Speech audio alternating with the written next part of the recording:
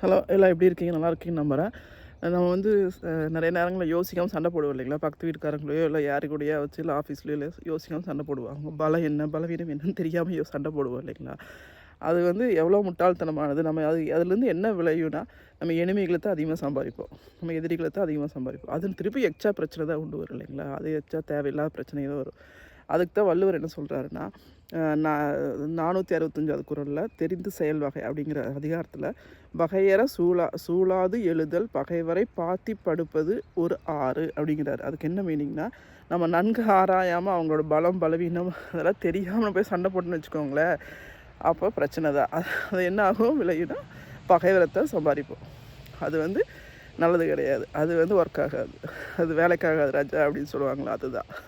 அதுதான் இப்போ வந்து நிறைய இடத்துல நடந்துகிட்ருக்குது. அது யாரை சொல்கிறாங்கன்னு உங்களுக்கு புரியும், யாரை சொல்கிறேன்னு புரியும்னு நினைக்கிறேன்.